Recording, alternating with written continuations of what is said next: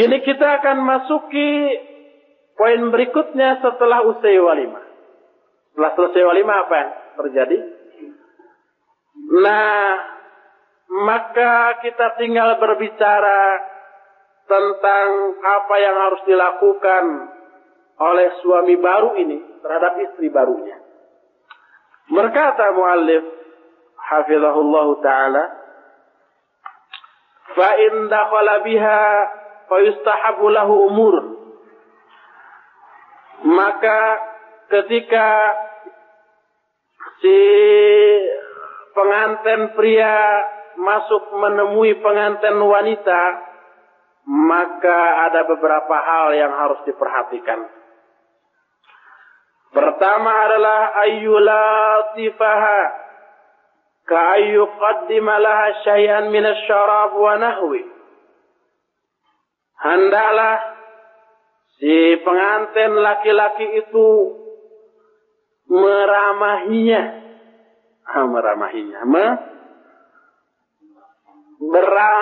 bersikap ramah, lunak, lemah lembut kepada istri barunya dengan cara umpamanya mengajukan, memberikan sesuatu, baik minuman atau makanan dan sejenisnya. Ambil minuman sebagai pembuka dialog atau apa, kemudian sodorkan. Minum dulu sama dia, lalu sodorkan. Saya sebenarnya membahas masalah ini risih juga. Sebab kebanyakan yang hadir ini belum memayyiz. Belum balik. Apa perlu dilewat? Dilewat sampai beberapa halaman ini ya. Masya Allah. Lewat.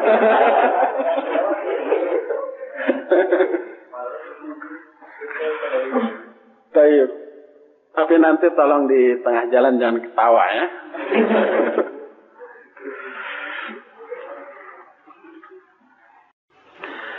Ini didasarkan kepada hadis As binti Zaid bin Sakkan. Dia berkata, "Inni qayyamtu Aisyata li Rasulillah sallallahu alaihi wasallam. Thumma ji'tuhu fada'awtuhu li jilwatiha. Faja'a fajalasa ila jambiha. Fa'utiya bi'ussin fihi labanun. Fashariba thumma nawalaha. Fakhafidat ra'saha wastahyat. Qalat Asma. Fantahartuha wa qultu laha khudhi min yadi Rasulillah sallallahu alaihi wasallam. Fa'akhadat fasharibat syai'an." Al-hadits. Kata Asma, aku mendandani Aisyah untuk Rasul SAW pada waktu pernikahan Aisyah dengan Rasul SAW. Lalu aku mendatangi Rasul SAW, lalu fada'autuhu, aku memanggil beliau untuk menemui Aisyah. Maka datang Rasul SAW lalu duduk di samping Aisyah. Maka beliau mengambil sebuah gelas bejana yang di dalamnya ada laban, ada susu. Lalu beliau meminum susu itu. Lalu beliau menyodorkan susu itu kepada Aisyah. Fakhafadat ra'suha, Aisyah lalu menundukkan kepalanya, wastahyat, dan dia malu. Malu dong, pengantin baru. Lalu Asma berkata, "Fantahartuha," aku membentak Aisyah. Lalu aku berkata, "Ambil tangan Rasul SAW, jangan diam aja." Maka Aisyah pun mengambil tangan Rasul SAW, mengambil apa? Gelas itu, lalu minum. Dan seterusnya hadis ini. Hadis ini sahih, dikeluarkan Imam Ahmad dan Al-Humaidi. Dan hadis ini mempunyai syawahid, mempunyai banyak penguat yang lebih menguatkan kesahihan hadis ini. Ini yang dilakukan oleh Rasul SAW. Pertama bertemu mengambil air susu, kemudian beliau minum, kemudian disodorkan kepada istri barunya, kemudian meminum pula. Itu yang pertama. Nanti Jangan-jangan akhwat bertanya, apakah ketika disodori oleh suami minuman, sunnah pula pura-pura tunduk dulu dan pura-pura malu? Tidak langsung diambil? Karena Aisyah pun demikian. Semoga tidak ditanya demikian ya. Kalau ditanya begitu, wallahu a'lam. Ini yang pertama. Jadi bersikap lemah lembut, ramah dengan cara memberikan apa dulu. At-tsani yang kedua, ayyadha yadahu ala ra'siha wa yad'u laha. Kedua, si suami itu harus meletakkan tangannya di atas kepala istrinya, kemudian mendoakannya. Ini didasarkan kepada sabda Nabi sallallahu alaihi wasallam, "Idza tazawwaja ahadukum imra'atan aw ishtara khadiman falyakhudh bi nasiyatiha wal yusammillah azza wa jalla wal yad'u bil barakah wal yaqul Allahumma inni as'aluka min khairiha wa khairi ma jabbaltaha alaihi wa a'udzu bika min syarriha wa syarri ma jabbaltaha alaihi." Ini bagi yang akan menikah segera, hafalkan doa ini ya. Jangan sampai pas ada kejadian ikhwan, ketika pas nikah, saya sudah khutbah, sedang makan datang. Ustaz, gimana doanya, tulisin? Nggak keburu itu. Nggak keburu. Sebelumnya. Kata Nabi SAW, apabila salah seorang di antara kamu mau menikahi seorang wanita, atau membeli seorang budak, di zaman Rasulullah SAW masih ada budak. Sekarang nggak ada ya. Maka hendaklah dia memegang ubun-ubun wanita itu, baik istrinya ataupun budak. Lalu sebutlah nama Allah Azza wa Jalla. Lalu doakanlah dengan keberkahan. Dengan doa, Allahumma ya Allah, inni as'aluka min khairiha. Sungguhnya aku memohon kepadamu dari kebaikannya, wa khairi ma jabbaltaha alaihi, dan kebaikan apa-apa yang engkau ciptakan atasnya. Dan aku berlindung kepada engkau dari kejelekannya dan kejelekan apa-apa yang engkau ciptakan atasnya. Ini doa yang harus dilakukan oleh seorang suami terhadap istri barunya. Kapan itu? Kapan saja. Kapan saja. Sesempatnya. Itu yang kedua. Adapun yang ketiga, ayyusalliya ma'a raka'atain. Hendaklah salat beserta istrinya 2 rakaat. Berkata Syekhuna, maksudnya Syekh Muhammad Nasir Al-Albani hafizahullah, wa huwa manqulun anis salaf. Dan tentang salat 2 rakaat ini manqul, dinukil dari generasi salaf. Contohnya adalah sebuah hadis dari Abu Sa'id. Seorang maula Abi Usaid, dia berkata, "Tazawwajtu ana wa ana mamluk, fada'autu nafaran min ashabi Rasulillah min ashabin Nabi sallallahu alaihi wasallam. Fihim Ibnu Mas'ud wa Abu Dzar wa Hudzaifah. Qal wa uqimatis shalah, fadhahaba Abu Dzar liyataqaddam. Faqalu ilaika, faqal ilaika. Qal au kadzalik. Qalu na'am. Qala fataqaddamtu bihim wa ana 'abdun mamluk. Wa 'allamuni faqalu idza dakhala 'alaika ahlak fasalli rak'atain thumma sallillaha min khairi ma dakhala 'alaik wa ta'awwadh bihi min syarrihi thumma sya'nuka wa sya'nu ahlik." Kata Abu Sa'id, aku menikah ketika aku masih berstatus budak, mamluk. Dia budaknya Ibnu Abi Usaid.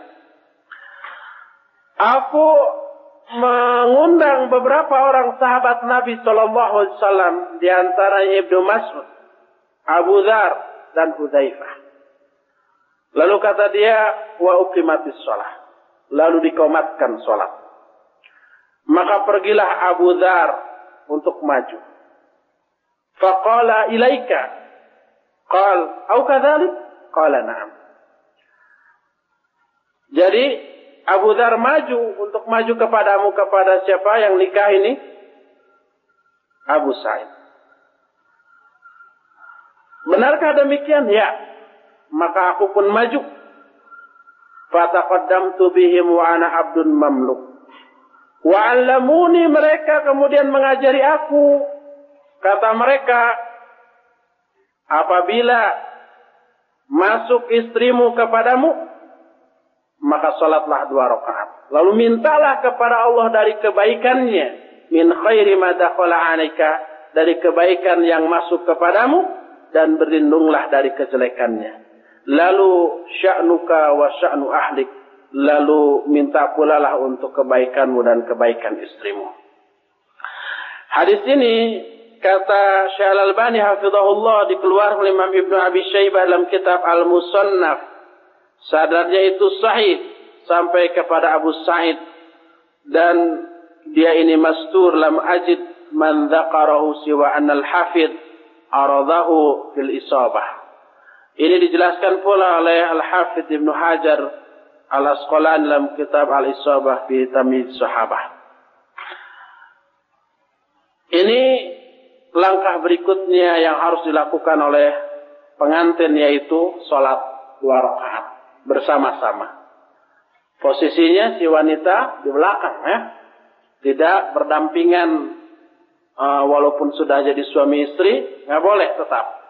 Si wanita di belakang, si laki-laki di depan. Ini sudah kita bahas ketika pada waktu Ahkamun Nisa di Bandung hari Ahad kemarin. Wa yustahabbu lahu qabla ayyatiha ayyatasawwaka liyutahhira fammahu mimma asa ay yukhrija minhu min raihatin ghairi thayyibah. Wa kadzal halu bin nisbah laha. Wa dzalika ad'a li dawamil 'ishrah wal ulfah. Disunnahkan sebelum suami mendatangi istrinya agar dia bersiwak terlebih dahulu untuk membersihkan mulutnya dan mengeluarkan apa-apa yang ada di dalamnya berupa bau yang kurang sedap ataupun kotoran lainnya. Demikian juga si wanita. Hal inilah yang akan mendorong lebih dawamnya, lebih lestarinya kasih sayang dan kedekatan antara keduanya. Ini dijelaskan, dan ini tidak hanya berlaku bagi pengantin baru. Pengantin baru juga begitu, yang sudah lama. Dalam sebuah hadis dari Syuraih bin Hani, dia berkata, qultu li Aisyah, bi ayyi syai'in kana an-nabiy sallallahu alaihi wasallam yabda'u idza dakhala baitah? Qalat bis-siwak. Aku, kata Syuraih bin Hani, bertanya kepada Aisyah radhiyallahu anha, apa yang dilakukan oleh Nabi SAW ketika pertama kali dia masuk rumah? Nah, Aisyah menyatakan yang pertama kali adalah siwak. Ngambil siwak lalu digosok. Ini menunjukkan betapa besar perhatian Nabi SAW untuk menyenangkan istrinya. Sehingga begitu pertama kali masuk rumah, yang pertama kali dia lakukan adalah siwak. Summa idza arada ayyatiha falyaqul. Kemudian apabila suami ini hendak mendatangi, menggauli istrinya, hendaklah berdoa. Doa ini juga harus hafal sebelumnya, jangan mendadak. Yaitu bismillahi Allahumma jannibni syaitan wa jannibi syaitana ma razaqtana. Kata Nabi SAW, fa'in qadallahu bainahuma ulaladan lam yadurhu syaitan abadan. Apabila Allah menetapkan antara keduanya karena hubungan tersebut mempunyai anak, anaknya itu tidak akan dimadaratkan oleh syaitan selama-lamanya. Nah, ini doanya sampai wa jannibi syaitana ma razaqtana. Sudah. Kesananya fa in qadallahu bainahuma, ini bukan doa yang harus dibaca. Tetapi ini keterangan tambahan dari Rasul SAW. Karena hadisnya begitu, orang banyak baca setelah wa jannibi syaitana ma razaqtana fa in qadallahu bainahuma waladan lam yadurhu syaitanu abadan. Itu salah. Seperti saya ingat ketika di IAIN dulu, ketika saya masih muda, sebagai mahasiswa ada praktek ibadah, praktek nyembelih, ada praktek nyembelih. Ada anak yang ketika nyembelih kan doanya harus dikeraskan karena dinilai. Dia doanya Bismillahi wujuban wallahu akbar manduban. Si dosen mangut-mangut. Wah, kamu lebih lengkap doanya nih. Saya kaget nih, apa ini? Antum dari mana? Ternyata dalam kitab. Dalam kitab itu, fa'in arada ayyadbaha falyaqul bismillahi wujuban wallahu akbar manduban. Itu. Kalau salah seorang di antara kalian akan menyembelih, hendaklah berkata bismillahi. Itu wujuban itu bismillah sebagai sesuatu yang wajib, Allahu akbar sebagai sesuatu yang mandub. Jadi bismillahnya wajib, Allahu akbarnya sunnah. Jadi bisa bismillahi wallahu akbar. Itu mestinya. Tapi karena lafadznya dalam kitab begitu, bismillahi wujuban Allahu akbar manduban. Nah, ini kalau nggak hafal begitu juga. Ini juga begitu ya. Bismillah ya Allahumma jannibna syaitan wa jannibni syaitan wa jannibi syaitan ma razaqtana. Sudah. Keterangan tambahannya fa in qadallahu bainahuma waladan lam yadurhu syaitanu abadan. Itu tambahan bukan doanya. Tambahan keterangan dari Rasulullah. Hadis tadi sahih riwayat Bukhari dan Muslim dan yang lainnya. Wa yatiha ala ayyi wad'in sya' wa bi ayyi kayfiyatin ahad. Bisyar ayyakuna fil fard. Boleh seorang suami mendatangi istrinya dari arah yang dia kehendaki dengan cara yang dia sukai. Dengan syarat harus ke farajnya, jangan ke yang lain. Berdasarkan hadis Nabi SAW, muqbilatun wa mudbiratun idza kana dzalika fil fard. Boleh dari arah depan, boleh dari arah belakang asal dalam farajnya. Maka ini dibolehkan sebagaimana dalam hadis riwayat Bukhari dan Muslim juga. Ada satu poin yang harus saya lewat sini ya. Bacakan aja lah. Fa in qada watrahu minha fala yaqumu anha hatta ta'khudha hajataha. Fa inna dzalika ad'a li dawamil 'ishrah wal mawaddah. Wa in wajada bihi quwwatan 'ala al-'aud marratan ukhra falyatawadda. Kalau suami sudah selesai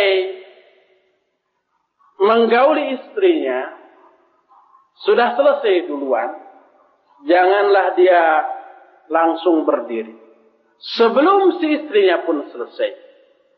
Barangkali ini belum bisa difahami oleh orang yang belum menikah ya. Tapi begitulah keterangannya. Karena hal itu bisa lebih melestarikan cinta dan kasih sayang antara keduanya. Maka apabila masih kuat untuk mengulang yang kedua kalinya, hendaklah diselingi dengan berwudu terlebih dahulu. Wudu dulu, kemudian boleh bergaul sekali lagi. Ini dasarkan kepada hadis yang sahih diriwayatkan oleh Imam Muslim dan yang lainnya. Rasulullah menyatakan, "Idza ata ahadukum ahlahu, tsumma arada ay ya'uda falyatawadda." Apabila salah seorang di antara kamu mendatangi istrinya, setelah selesai dia ingin mengulang yang kedua kalinya, maka hendaklah dia berwudu. Wa yuhramu alaihi ayyatiha fi duburiha aw hiya haid. Haram bagi laki-laki menggauli istrinya pada duburnya, bukan pada farajnya. Dan ini jangankan di daerah di barat, Amerika dan Eropa. Konon di Indonesia juga sudah banyak. Atau ketika si wanita itu sedang haid atau juga nifas, haram menggaulinya. Dan hadis tentang masalah ini sangat banyak sekali. Di antaranya dua saja yang dikemukakan di sini.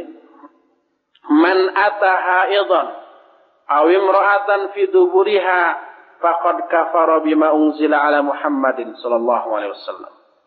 Barang siapa orang yang menggauli seorang wanita yang haid atau menggauli istrinya pada duburnya, maka dia telah kufur kepada apa-apa yang diturunkan kepada Muhammad sallallahu alaihi wasallam. Hadis ini sahih, diriwayatkan oleh Imam Abu Dawud dan At-Tirmidzi, Ibnu Majah serta Ad-Darimi, juga Imam Ahmad dan imam yang lainnya. Juga hadis dari Ibnu Abbas radhiyallahu anhuma, dia berkata, Ja'a Umar bin Al-Khattab radhiyallahu anhu ila Rasulillah sallallahu alaihi wasallam faqal, Ya Rasulullah halak. Qal wa ma ahlakaka? Qal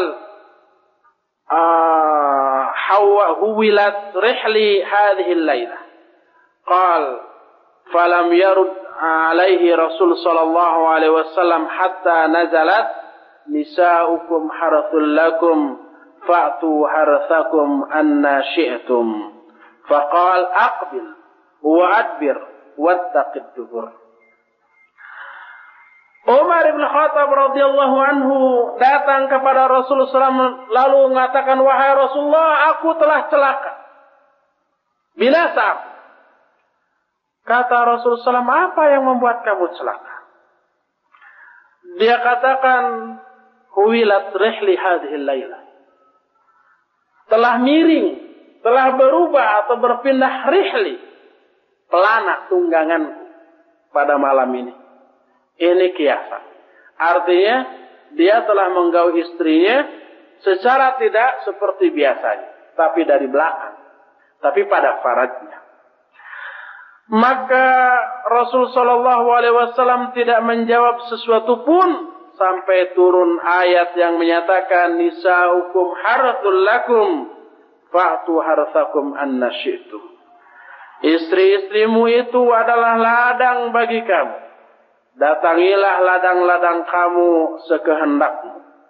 Lalu Nabi SAW menyatakan, Akbil wa adbir wattaqid dubur. Silakan kamu mau dari depan, dari belakang, asal jauhi dubur. Ini menunjukkan boleh, tidak hanya dari satu arah, tapi dari arah yang lainnya, asal tetap pada farajnya, bukan kepada yang lainnya. Hadis ini sahih diriwayatkan Imam At-Tirmidzi, Imam Ahmad, Ibnu Majah serta yang lainnya. Sekarang ini khusus untuk akhwat, untuk para wanita. Fa idzan qaddat fatratul haid fa 'ala al-mar'ati an tattabi'a mawdi'ad dam biqat'atin min al-qutl ma'aha ba'dul mis aw nahwihi li izalati raihatid damil karih. Fahadha adabun islamiyun qalla minan nisa man tantabihu ilaih. Apabila wanita telah selesai dari haidnya, maka wajib bagi wanita untuk menelusuri bekas-bekas aliran darahnya dengan secarik kain yang kain ini telah ditetesi dengan minyak wangi atau yang sejenisnya untuk menghilangkan bau darah. Ini adalah adab Islami yang sedikit sekali para wanita yang memperhatikan aspek ini. Ini didasarkan kepada sebuah hadis, perkataan Rasul SAW kepada seorang wanita yang bertanya kepadanya tentang bagaimana cara membersihkan darahnya. Rasul SAW menyatakan, khudhi firsatun mumassakah, khudhi firsatan mumassakah, fatatahhiri biha. Kata Nabi SAW, ambil secarik kain yang mumassak, yang ditaburi oleh minyak wangi, lalu bersihkanlah dengannya. Yang dimaksud firsah adalah qat'atul qatan wa ma asbah, yaitu sejenis kain dan yang sejenisnya seperti itu. Atau kalau sekarang ada softtek dan yang sejenisnya.